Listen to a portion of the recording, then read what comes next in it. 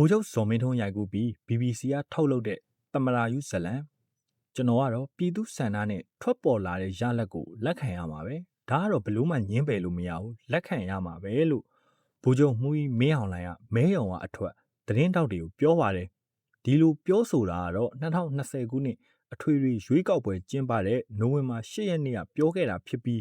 နောက်2လကျော်အကြာ86ရက်မြောက်နေ့မှာတော့စစ်ကောင်းဆောင်ဟာလူလူရွေးချယ်ထားတဲ့အရက်သားအစိုးရခေါင်းဆောင်တွေကိုဖမ်းပြီးမတရားအာဏာသိမ်းခဲ့ပါတယ်2020ရွေးကောက်ပွဲမှာပြည်သူဆန္ဒအဆုံးဖြတ်ကိုလက်ခံမယ်လို့ပြောပြီးတဲ့နောက်မဲစင်းမှားပါတယ်ဆိုပြီးမတရားအာဏာသိမ်းခဲ့တဲ့စစ်ကောင်းဆောင်ဟာ2020ခုနှစ်ရွေးကောက်ပွဲရနေရေတွက်ရင်9နှစ်ကျော်ကြာမြင့်ချိန်မှာတော့သူဦးစီးဦးဆောင်ကျင်းပတဲ့ရွေးကောက်ပွဲအပိုင်း1မှာစစ်တပ်ကအမိပြတ်မခံဘူးလို့ကြုံဝါပြောဆိုလာပါတယ်စစ်ရုံးအခြေစိုက်ဖြစ်တဲ့ဇေယျတီမြို့နယ်တွေကစစ်ကောင်းဆောင်တွေမဲပေးတဲ့မဲရုံကနေထွက်လာပြီးတဲ့နောက်မှာဒီလိုပြောခဲ့တာဖြစ်ပြီး NLD အစိုးရလက်ထက်မှာရွေးကောက်ပွဲဟာစိုးစိုးဝါးဖြစ်ခဲ့တယ်လို့ထုံးစံအတိုင်းဓပြဟောင်းကြီးကိုဖွင့်ပြပါသေးတယ်ကျွန်တော်တို့ဟာလွတ်လပ်ပြီးတရားမျှတတဲ့ရွေးကောက်ပွဲဖြစ်မယ်လို့အာမခံထားတာတက်မတော်ကလှုပ်တာနာမည်အပြတ်မခံဘူးပြီးခဲ့တဲ့2020ရွေးကောက်ပွဲမှာအကြီးအကျယ်နာမည်ပြတ်ခဲ့တယ်တော်တော်စိုးစိုးဝါးဝါကိုဖြစ်ခဲ့တာရုပ်ပြက်ဆင်းပြက်ကိုနိုင်ငံတကာမှာလည်းအဆက်တကွဲဖြစ်ခဲ့တာတချို့ကြောက်လေမတိကျိုးကျုံလုံနေတာကျွန်တော်ကတကယ်စစ်ခဲ့တဲ့လူတကယ်သိပါတယ်အမှန်တိုင်းမှာတကယ်ကိုစိုးစိုးဝါးဝါဖြစ်ခဲ့တာဘလို့မှကိုနားလည်ပေးလို့မရတဲ့အတွက်ကြောင့်ဒီအခြေအနေအထိရောက်ခဲ့တာဆိုပြီးစစ်ကောင်းဆောင်ဟာသူဥဆောင်လုပ်တဲ့ရွေးကောက်ပွဲအကြောင်းပြောရင်း NLD အစိုးရဟိုပါပြစ်တင်ပြောဆိုလိုက်တာဖြစ်ပါတယ်စစ်ကောင်းဆောင်ဒီလိုပြောဆိုဖို့မေးခွန်းမေးခဲ့တာကတော့ BBC သတင်းတောက်ဖြစ်ပါတယ် BBC သတင်းတောက်မေးတာလွတ်လပ်ပြီးတရားမျှတတဲ့ရွေးကောက်ပွဲဖြစ်ကြောင်းဘလောက်အာမခံချက်ပေးနိုင်ပါသလဲ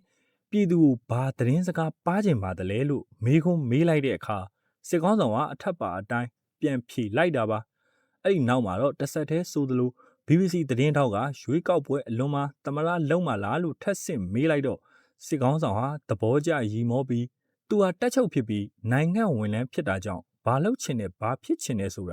ပြောလို့မရကြောင်းနဲ့ရွေးကောက်ပွဲပြီးတဲ့အခါလွတ်တော်ခေါ်လို့သမရရွေးချယ်ရေးလုပ်ငန်းစဉ်တွေလုပ်တဲ့အခါမှပြောဖို့တင့်မယ်လို့ယူဆကြောင်းပြောပြီးသတင်းထောက်တွေနဲ့တွေ့ဆုံတာကိုရက်လိုက်တာတွေ့ရပါတယ်အာနာသိန်းစစ်ကောင်းဆောင်အနေနဲ့သတင်းထောက်တွေကိုတွေ့ပြီးမိကုန်းနှစ်ခုကိုဖြေဖို့ဗိုလ်ချုပ်ဇော်မင်းထွန်းကဒါရိုက်တာအဖြစ်စီစဉ်ရိုက်ကူးခဲ့တာဖြစ်ပါတယ်သမရာယုဇလန်အတွက်တော့စစ်ကောင်းဆောင်ကကြည်ကြည်နက်နက်တရုပ်ဆောင်ရင် NLD နဲ့ဒေါ်အောင်ဆန်းစုကြည်ကိုအမည်မဖော်ပဲစောင်းမြောင်းခဲ့တာကိုတွေ့ရပါတယ် BBC ကလည်းဒီဇလန်ကိုဂုံယူစွာထုတ်လုပ်သူလုပ်ခဲ့တာလို့ကောက်ချက်ချနိုင်တဲ့အချက်တွေကိုရှင်းပြပါမယ်မဲရုံကထွက်လာတဲ့စစ်ကောင်းဆောင်ကိုမီဒီယာတွေကစောင့်ပြီးမေးခွန်းမေးတဲ့အခါသတင်းတောက်တွေကြားမှာဗိုလ်ချုပ်ဇော်မင်းထွန်းရှိနေပြီး BBC သတင်းတောက်ကပဲမေးခွန်းနှစ်ခုဆက်မေးတာကိုတွေ့ရပါတယ်ပထမမေးခွန်းဖြေပြီးတဲ့အချိန်မှာစစ်ကောင်းဆောင်ရှိရာမိုက်ကင်ထားတဲ့သတင်းတောက်အမျိုးသမီးဟာမေးခွန်းမေးဖို့ကြိုးစားတဲ့အခါစစ်ကောင်းဆောင်ရဲ့ပြောရေးဆိုခွင့်ရှိသူကအနောက်ကနေလက်နဲ့ကုပ်ပြီးဟန်တားတာကိုရုပ်သံနေမှာတွေ့ရပါတယ်ဒါကတကယ်တော့မဆန်းတော့ဗိုလ်ချုပ်ဇော်မင်းထွန်းရိုက်တဲ့ဇလန်းတွဲတွေကဇလန်းတစ်ပုဒ်ဖြစ်ပါတယ်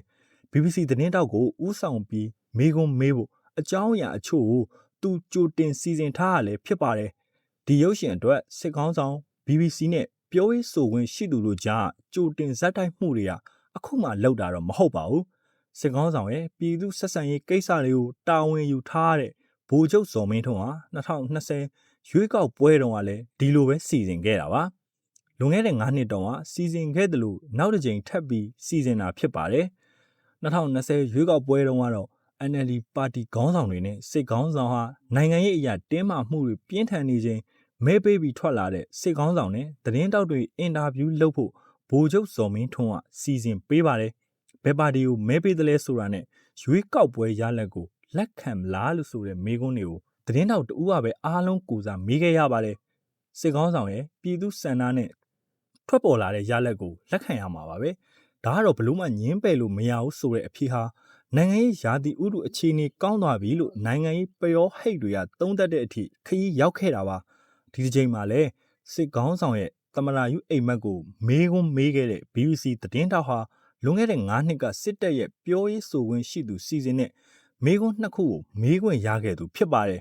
အဲ့ဒီတော့ကတော့သူဟာ BBC သတင်းဌာနမှာလောက်ကင်နေတာမဟုတ်ပါဘူး စစ်တပ်ရဲ့ပြောရေးဆိုခွင့်ရှိသူဟာလက်ရှိ BBC သတင်းဌာနမှာလောက်ကိုင်းနေတဲ့သတင်းသမားအချို့နဲ့ရင်းနှီးတဲ့ဆက်ဆံရေးတိစောက်ထားပြီးစစ်တပ်ရဲ့ဝါဒဖြန့်ချီရေးအတွက်အသွားနှစ်ဖက်ပါတဲ့ဓာတ်လို့အတုံးချနေတယ်လို့ BBC မြန်မာပိုင်းအနေနဲ့လည်းမြန်မာနိုင်ငံအတွင်းကမထွက်ခွာရရေးအတွက်ရှင်လဲလျှောက်တာပြားလဲဆွဲတာမူဝါဒကိုကျင့်သုံးနေတယ်လို့ဆိုရရသေးဗျာ